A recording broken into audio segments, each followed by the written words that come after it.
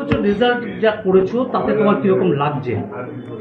ভীষণ আনন্দ হচ্ছে, ভীষণ ওভারওয়েলমডও ফিল হচ্ছে। মানে কাল থেকে যখন থেকে রেজাল্ট বেরিয়েছে সবার এত ফোন, সবার এত সবাই কংগ্রাচুলেট করছে, সবাই উইশ করছে। So it's been very overwhelming.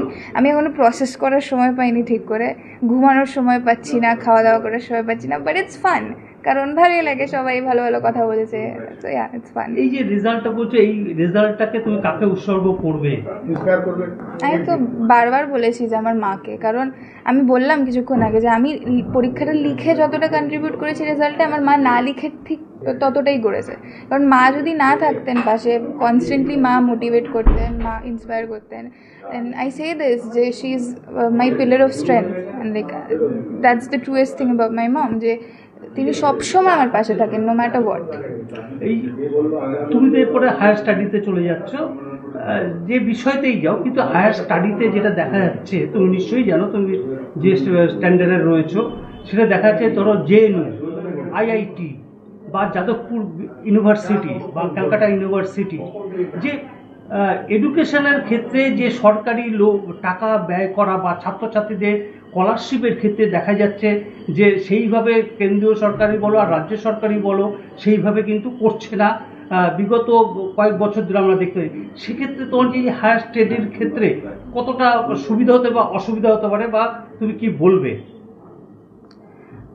Honestly আমার এই বিষয়ে খুব একটা ওপিনিয়ন নেই। আমি মনে করি আমি যতটা জানি এই বিষয়ে ততটা হয়তো লাইক সেটা ওপিনিয়ন ফর্ম করার জন্য এনাফ না, কারণ লাস্ট 2 বছর যেহেতু আমাকে বোর্ডস আর কম্পারেটিভ দুটো প্যারালালি ম্যানেজ করতে হয়েছে, সো রিসেন্ট নিউজের সাথে আমি খুব একটা অবগত নই।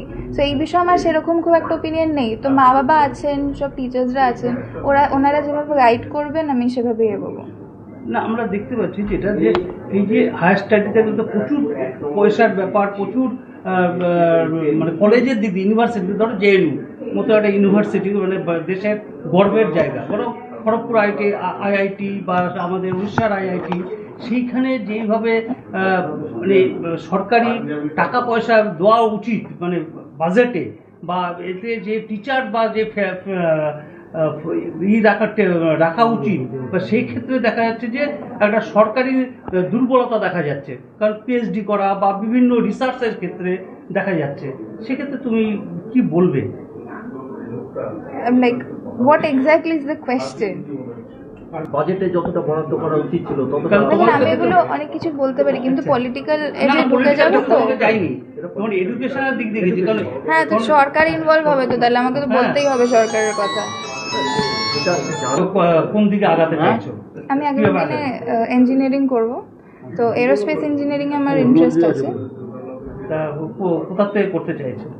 আমার টার্গেট তো আইআইটি, সো লাইক টপ 5 আইআইটিস যদি পাওয়া যায়। তাহলে খড়গপুর না দিল্লি? ডিপেন্ড করছে কোনটাতে। তোমার যে এডুকেশন যে রয়েছে, রেজাল্ট রয়েছে, সেখানে তো মানে বড় জায়গায় যাওয়ার ইচ্ছা নিশ্চয়ই থাকবে, বা খড়গপুরের থেকেও তো দিল্লি বা খড়গপুর। হ্যাঁ, মানে খড়গপুরটা যেহেতু বাড়ির কাছে, ওই জন্য হয়তো মা বাবা মানে চান্স পেলে খড়গপুরেই পাঠাবে। কিন্তু লাইক সবাই তো এমনি আইআইটি বোম্বে যেতে চায় ক্যাম্পাসের জন্য, Bombay city college life and all of that. আমার নাম অনুষ্কা ঘোষ।